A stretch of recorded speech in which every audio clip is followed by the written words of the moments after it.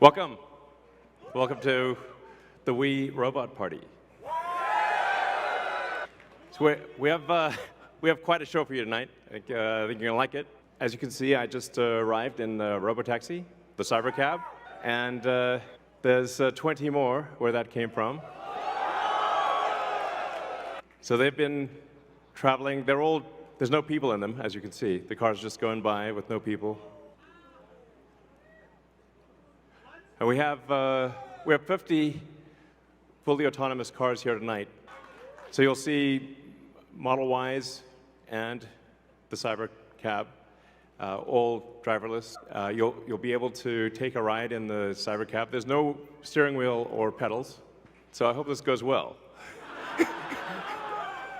I think the cost of autonomous transport will be so low that you can think of it like individualized mass transit. The average cost of a bus per mile for a city, not the ticket price because that is subsidized, but the average price is about $1 a mile. Whereas the cost of cybercab, we think probably over time, the operating cost is probably going to be around 20 cents a mile. And price, including taxes and everything else, probably ends up being 30 or 40 cents a mile.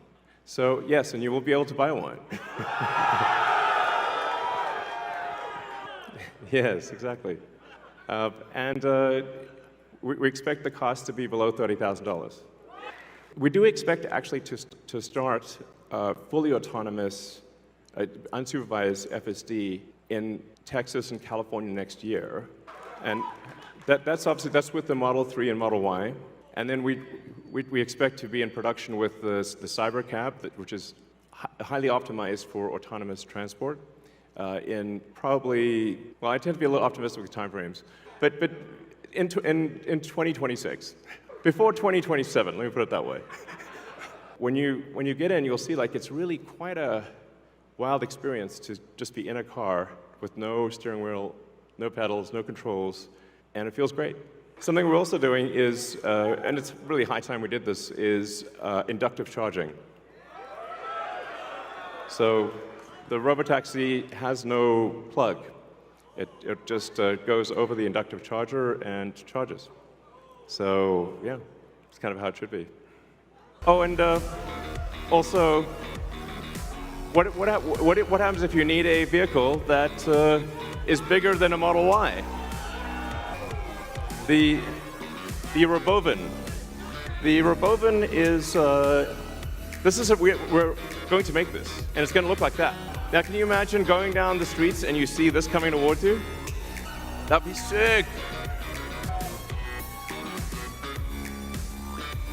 So this can carry up to 20 people, and it can also transport goods. So you can configure it for goods transport within a city, or transport of up to 20 people at a time.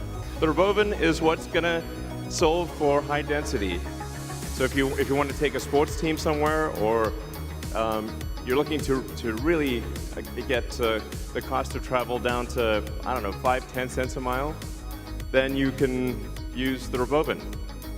Some people call it the Robovan, but speaking of robots, everything we've developed for our cars, the batteries, power electronics, the advanced motors, gearboxes, the software, the AI inference computer, it all actually applies to a humanoid robot. It's the same techniques. It's just a robot with arms and legs instead of a robot with wheels.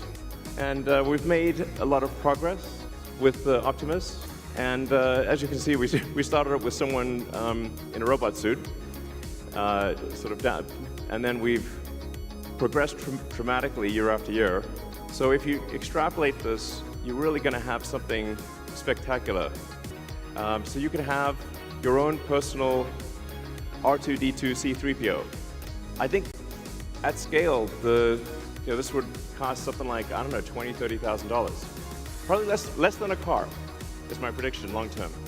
Now, it'll take us a minute to get to the long term, but fundamentally at scale, the Optimus robot, you should be able to buy an Optimus robot for, I think, probably $20,000 to $30,000 long term. So, and what can it do?